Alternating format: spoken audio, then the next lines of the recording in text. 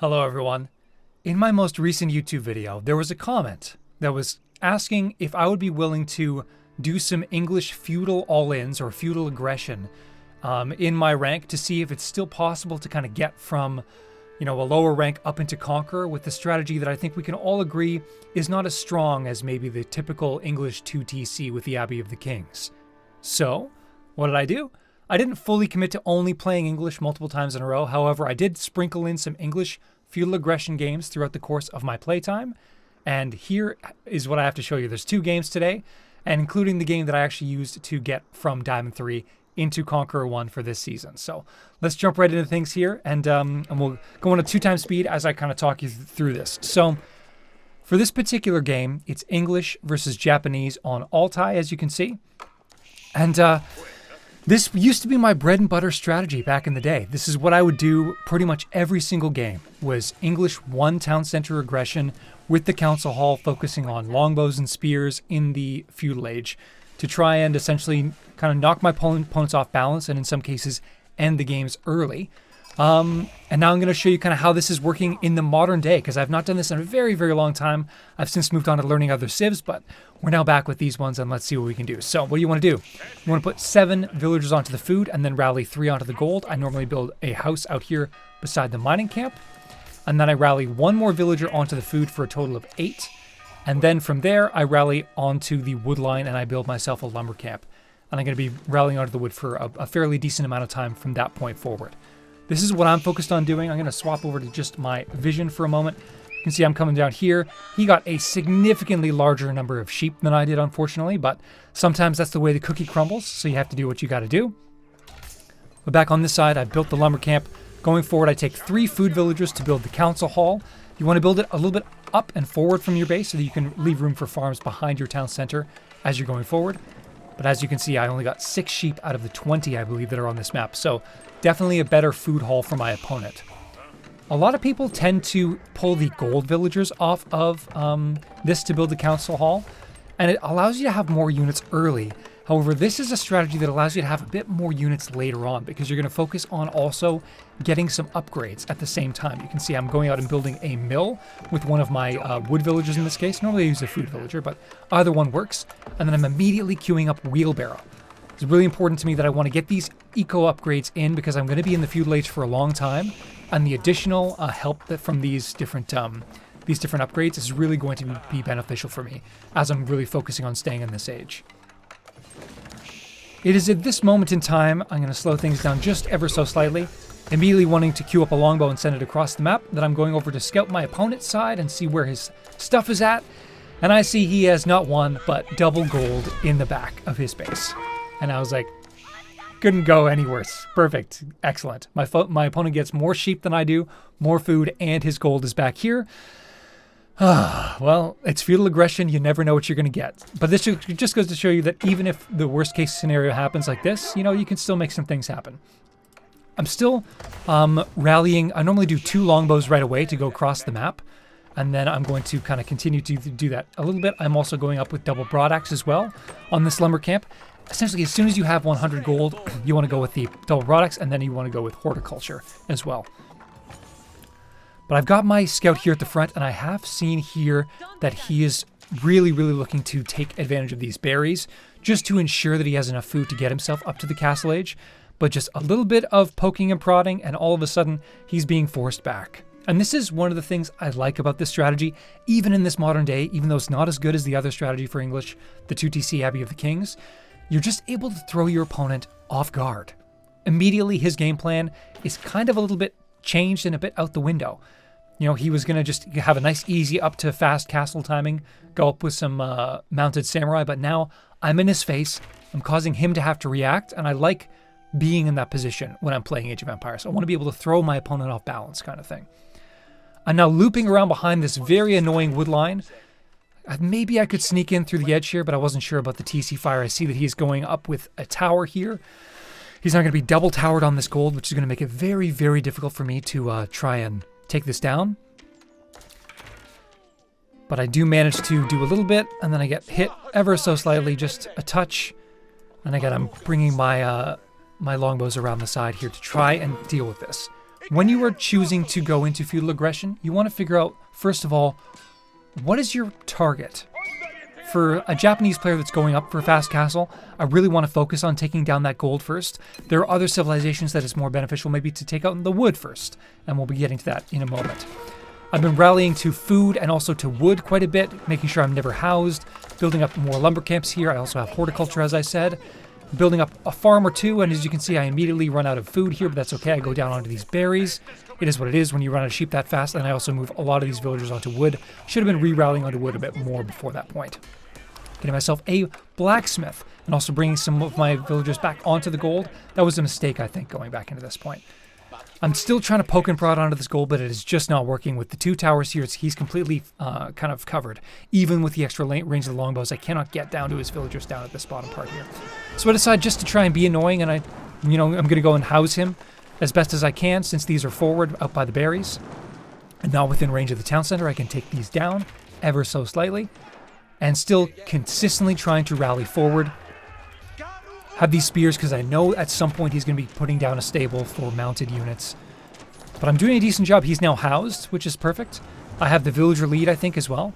No villager kills at all, so really have done very little in terms of actual massive damage. But I'm doing my best with the cards that I was dealt. Building myself a ram, I have gone with siege engineering immediately from the blacksmith, prioritizing that over any other technologies, because I really do want to get some rams out to destroy these. I need to be able to control his gold, because even if he does manage to get to Castle Age, which you can see he currently is going up with the floating gate at the moment, I need to be able to push him off of this gold, because otherwise he will very successfully run me down with a massive mounted samurai. The number of spears I have here is good for maybe a couple, but it's not going to be good enough for the number that I'm looking for. So this is it. This is the big moment. I need to do as much damage as I possibly can at this point in time. He is now bringing out a mounted samurai here, successfully kills both of my villagers that came up to deal with this or create this outpost. But in the meantime, I'm back on this side, and I've now killed 5 villagers. Not bad at all. He then, has all of his villagers run out of the tower, but I'm continuing to pick them off. I'm now going after this farmhouse, or this archery range as well. Now I'm attacking his villagers that are on the farms here. And all of a sudden, even though at the very beginning here I was not doing particularly well in terms of damage, I have completely turned that around. Because I've now killed 10 villagers. You can see the villager count is absolutely in my favor now. And so this has been a very, very actually successful use of my early feudal aggression, I think. He has 2 mounted samurai, but I still have a decent force. A fair number of 3 spearmen here are not, they're not going to be able to just do nothing. I'm moving my rams back now. I want to keep them alive and continue to try and do as much damage as I can. And again, I'm trying to poke down some of these villagers. And I'm in, decent shape. Another villager goes down. 13 villager kills. My rams are still alive, trying to take down these archers. Fortunately, I'm losing these spearmen to the town center, causing a lot of idle time as well. So in all, this has been a very, very successful use of my time, I think. Lots of idle time, killed 13 villagers. Even though he had back gold, I was able to push through with my rams right at the moment he got castle, before he was able to kind of go further. 14 villager kills now, still with many villagers here that are completely idled out. So I'm very, very pleased with my current situation. However, now is the question of what do we do? Because I don't think that at this point in time, I can necessarily win the game. He's obviously off of the gold, but, he could go somewhere else. I'm not sure if there's gold over on this side. So I think it's a bit... He's also going to be able to get relics, that's right, because he obviously has the Shinto priest running around the map. So in this case, you can see I've cut unit production. I don't want to keep going further in this feudal aggression. I've also destroyed this outpost because obviously it's not going to go up. And, these 2 rams, very low health at this point, are going to be destroyed. So I'm running back. I'm not throwing the rest of my army into his town center in an attempt to somehow finish the game. And this is where maybe the person who made a comment on my YouTube video would disagree that this isn't full feudal aggression, like I didn't commit only to feudal age. But that's part of the way that you get better at this game, is you realize you need to be flexible, you need to be able to change based on the game state. He has back gold. It's very difficult for me to loop around on that consistently. And so it's going to be much better now that I've had such a successful 14 villager kills on my side. I'm in the lead. I can now take a step back, build up some more spears because I need to make sure I can deal with the mounted samurai that are coming my way. And then I can go castle myself. And I can also go castle potentially with a landmark that you don't see very often because, again, I'm really focusing on trying to keep up my villager lead. Why not, instead of choosing the White Tower, since I'm not under a massive amount of threat or pressure right now, why not choose the King's Palace? Because that way I can continue to build my villager lead, my eco lead, and see where things go from there. My opponent does not have a lot. He's really trying to just completely recover. He's struggling to get some more gold into his pockets. And now that I'm up, I'm completely abandoning the longbows. I'm going for a spear crossbowman composition at this point in time. I'm kind of surprised I haven't seen him. So I walk up. I have 3 villagers now to build this tower because I really want that network of castles attack speed buff on my units. I start to build up some walls back here. And, of course, as I'm doing that, the mounted samurai run in. He comes in, kills a couple of my villagers as well. Does a decent job getting some return fire. And meanwhile, I'm in the front. I see he has a ton of archers, or Yumi, I should say. So I need to back up because obviously these spears are not going to be strong enough to get back into the range so I can have some more. But even so, they're very fast. They can kind of slowly start to whittle me down in a way. Because my opponent successfully got up to the castle age before I did, he does have all the relics except for this one. So he's sitting in a very comfortable position with a ton of gold coming into his base. But I'm chilling. He did manage to do a decent number of worker kills to start to even out the game a little bit. But I'm on double TC at the moment. He's also just now building a second town center. But I'm, didn't have to pay for that. I got it for free. So I'm pretty happy. And now you can see I'm starting to mix in man-at-arms. And here's why. I've played enough games against the Japanese as the English to know that they love to build a couple of mounted samurai, bait you into spears, and then they do a switch and they go into samurai on a Geisha.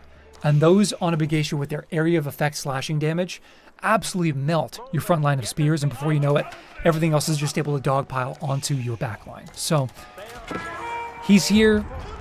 I'm not feeling too confident about this fight. I have kind of another set coming up close behind.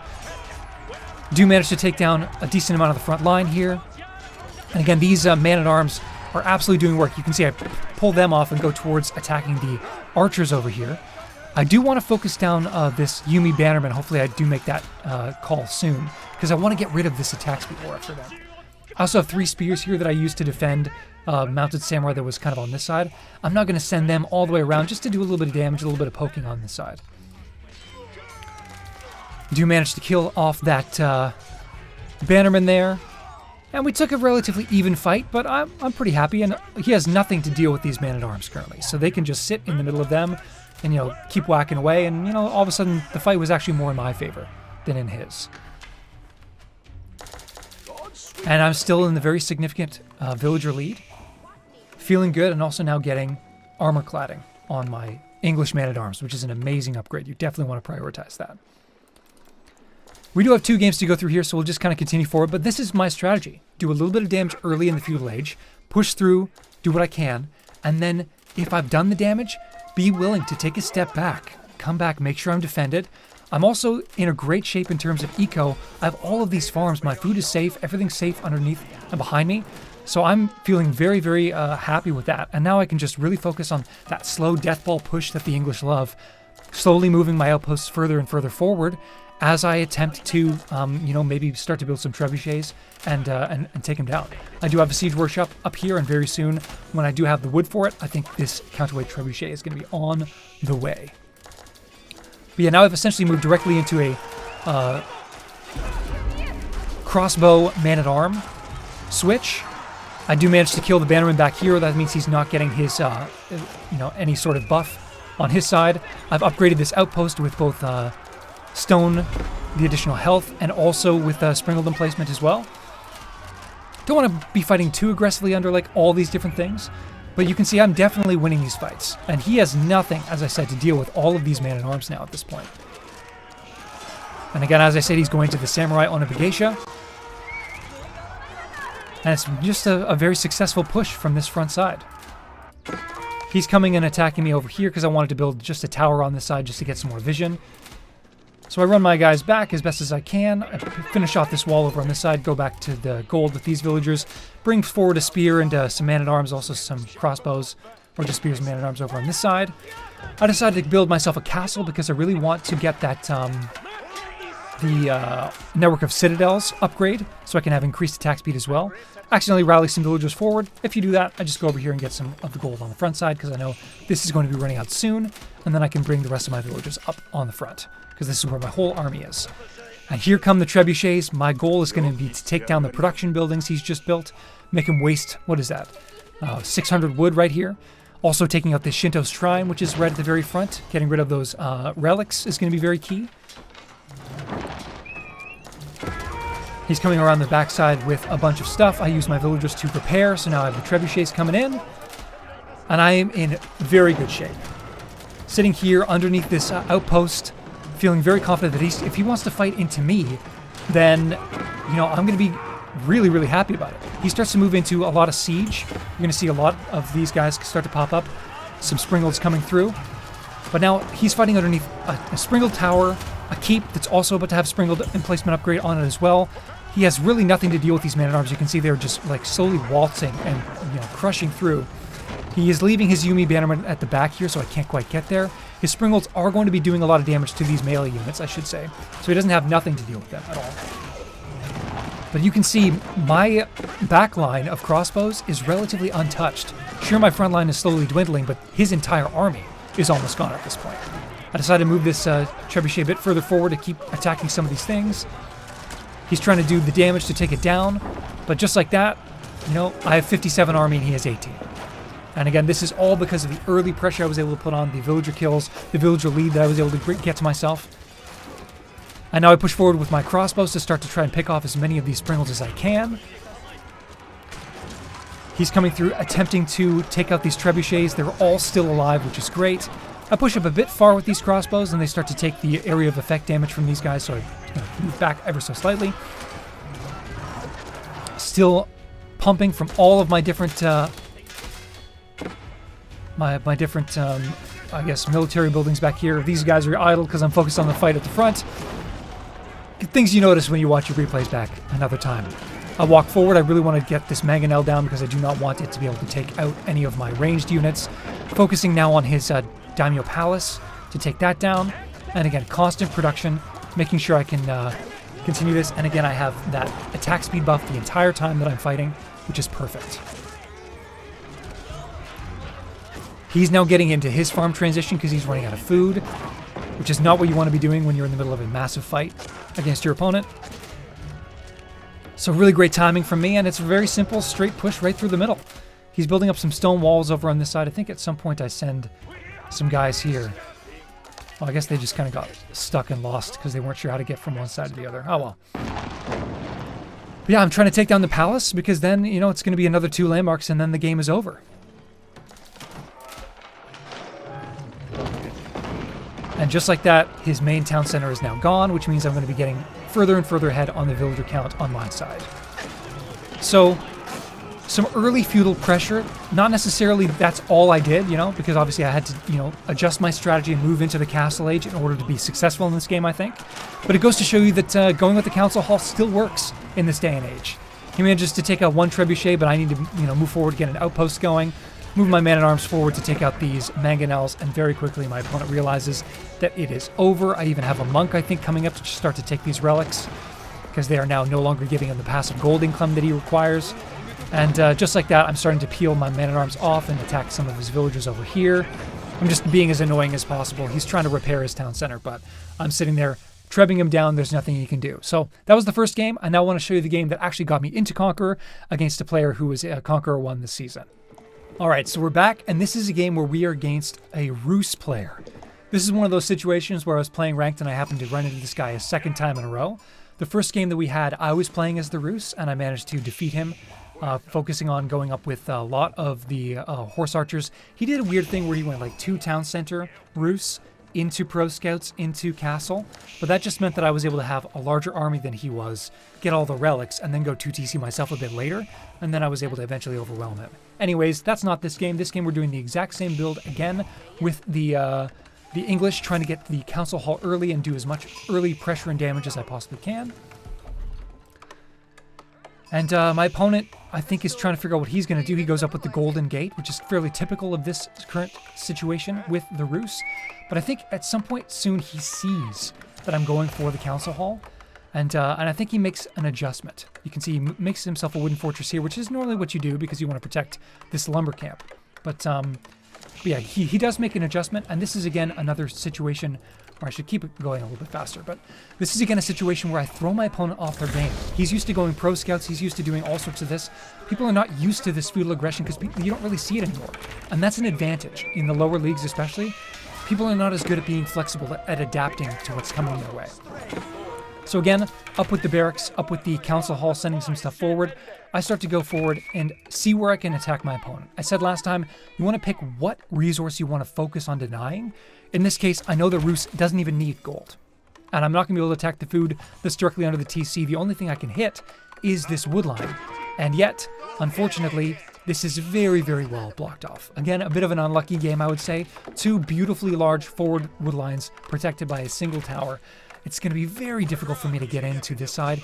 Even here, I'm not going to be able to loop in and get an attack on these guys. So again, there's a tower standing in my way. So I'm definitely going to be prioritizing getting a blacksmith up when I can, and also going for siege engineering to see if I can take this down.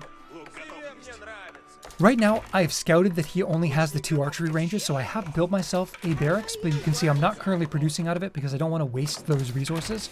If he makes full archers only and I mix in some spears, then his archer mass is just going to completely destroy me. He's going to have more at that point in time.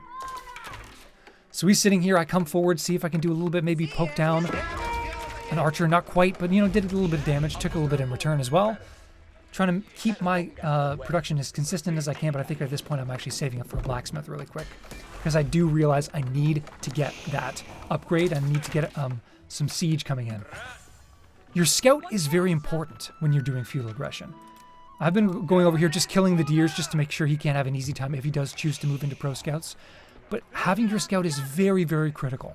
You need to be able to see more than just the vision of what your army can see. So I'm going to use this scout not only just to be with my army for a second to see what's happening in this area, but also to loop around just to make sure he's not on the gold for any reason. I was also over here just seeing if he was on the stone. Maybe he was trying to sneak in a second town center in some way. And that's what you're trying to do. You're trying to understand what your opponent is doing so you can adjust and adapt your feudal all-in strategy. Swap back to the vision here. Speed things back up a little bit. I do believe I saw a knight on his side. Yeah, I did. So that's why my spears are not coming through. I want to make sure I'm not, you know, completely caught off guard with a massive knights to come through and run down my longbows. And there we go. Finally, it's time to get a battering ram up and going.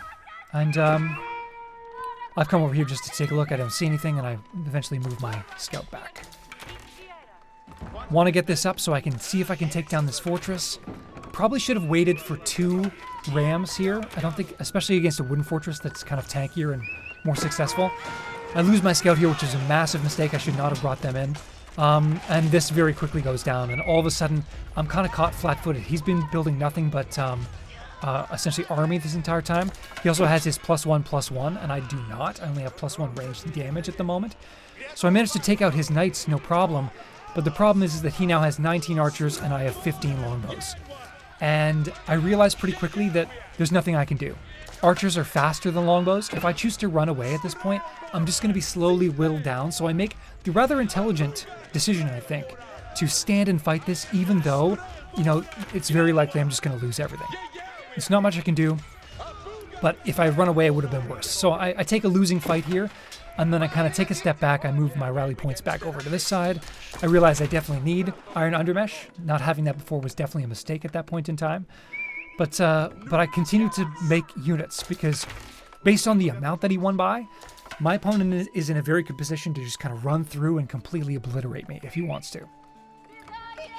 Still have the scout in the back side here, building up a second archery range because obviously council hall counts for 2, so that's now 3 archery ranges, pumping out some longbows. I don't think I need as many spearmen at this point in time because I did manage to take out a big chunk of his knights there. It was really just the archers that were remaining.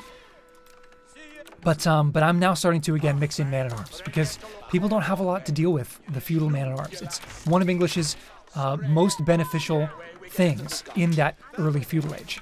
I'm also mixing in some farms now. I'm obviously on the berries for a significant amount of food, but that is going to run out, so I'm taking some of my wood that I've got going on, and I am just trying to build that up. I come around this side just expecting there might be a knight trying to loop around and cause some problems. I don't manage to quite kill this scout, and I don't push out here. And why don't I push out here? It's very important to recognize when you're in the lead and when you're not. I lost that fight. If my opponent consistently makes army, and I try to build up my force again, I will very easily just walk directly into him and lose because he'll already have more of an army than I do. So you need to know when you can fight in Feudal. He's had a very lucky and also very well-played defensive opportunity on his side, and I wasn't able to do very much damage at all. No villager kills, no building kills, really kind of almost useless in terms of my Feudal aggression at this point. But I know that I can't quite I can't quite commit to pushing further forward. I do need to defend myself though. I move all of these villagers off the wood line so this scout can't, give them vision to shoot over the trees here. I come forward with my spears. I again move my man-at-arms directly onto the archers, and I manage to kill all the knights.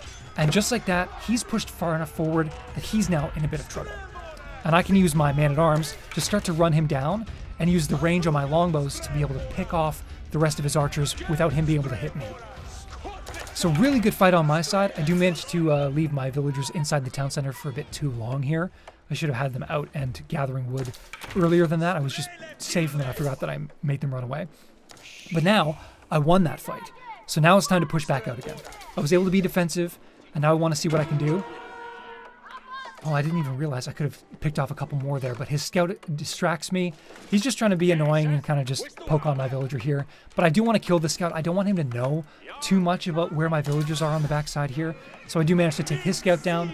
Now we're both blind. That's not true. He has another scout somewhere. It's over here hanging out in the stealth forest. And I don't think he moves that for the rest of the game. What else am I doing? Again, focusing on the man-at-arms, longbowman. I've got iron undermesh and range damage. I'm probably going to get fitted leatherwork and bloomery soon.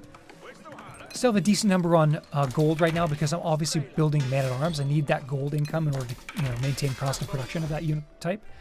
And now I'm coming forward. I'm being a bit safe. I'm building an outpost in the middle of the map. And you saw I did this last time. It's aggressive. It's a bit risky to be building your first outpost right at your enemy's doorstep. If you do that, then there's the potential they're going to find it and they're going to kill your villagers. It's going to be a complete waste of the idle time for those vills, complete waste of potentially the resources for the tower, and then you'll be 2 villagers down or whatever it is you chose to build because they get killed. But if I'm able to push forward a little bit and build up this tower, I know I need to turn and fight at this point. I bring my man-at-arms forward, he runs away, he's intimidated by these guys, and as a result, I'm able to get this tower up, which gives me a launch point, essentially. I can then fight from that point forward, which means I can then, maybe build another tower a bit further forward, and it gives me a chance from there. Instead, I choose to run my villagers back because I don't want to necessarily fight directly into this. He still has a decent army. We're currently tied on villager kills. Very even game back and forth. Again, this is the game that I need to go from Diamond 3 to Conqueror 1. I'm doing a strategy I wouldn't normally do. I would absolutely normally do the 2TC, but in this case, I'm like, you know what? Somebody challenged me to do it, so I'm going to see if I can prove that it's possible to get to Conqueror with this strategy still. Constant production still, I think. Actually, no. This is the moment when I realized that we're at relatively even points. What if I make a move for the Castle Age? And that's what I decide. I realized I was getting close based on my eco. I'm really well set up with lots of farms in the back, lots of food coming in. And so I move all these villagers off of wood onto the King's Palace here. And yeah, I start to build up to Castle Age. I keep my army here. I don't really want to fight at this point in time because I've just used so many resources to go up. Is it 1,600 to get to Castle? 1,600 resources to get to Castle. His army, if he's continued making units, which he has, is going to be way stronger than me.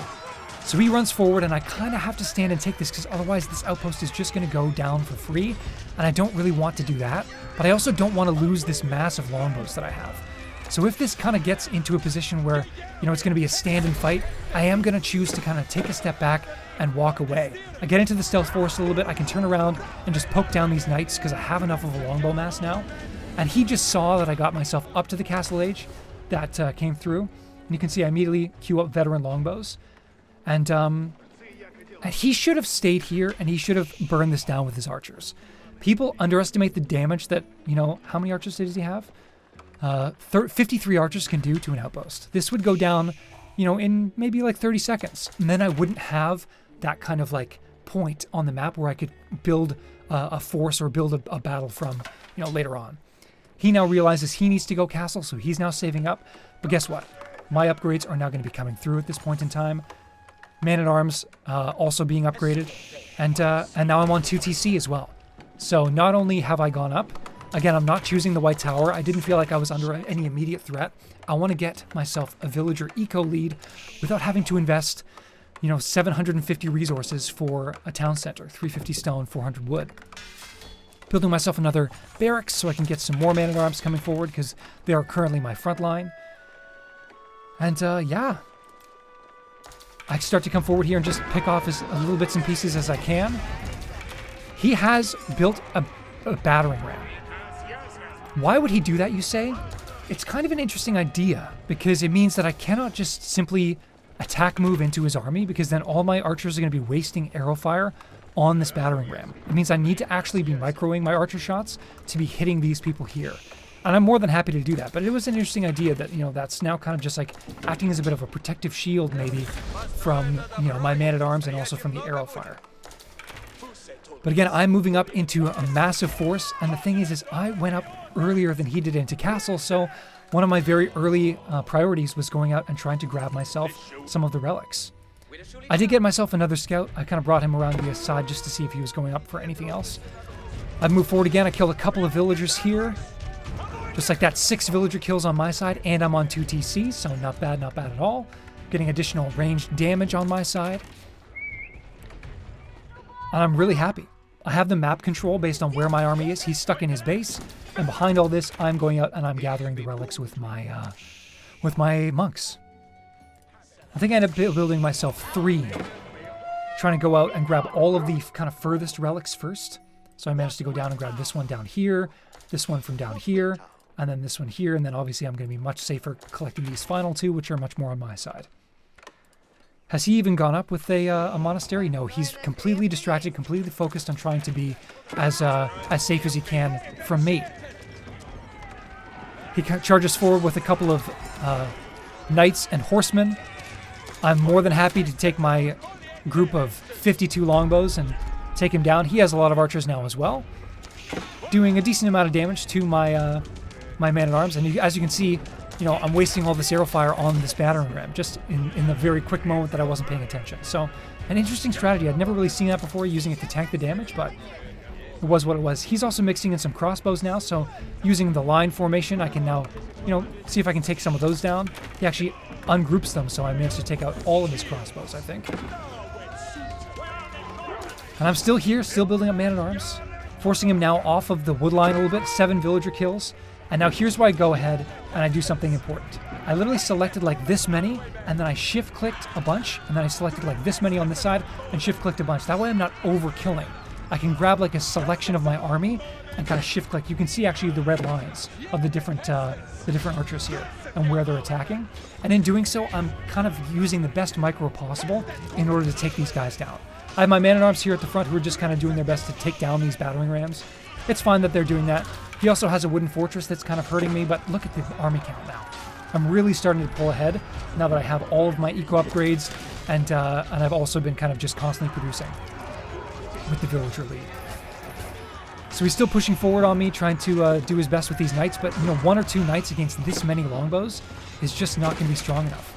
And just like that, he manages to kill off this tower that I was building with this single ram, but he realizes that the writing is on the wall. He doesn't have a second town center at this point, and the game is over, and I managed to get myself to Conqueror this season using English feudal aggression, literally like the most basic strategy of all time, the one I used way back in the day.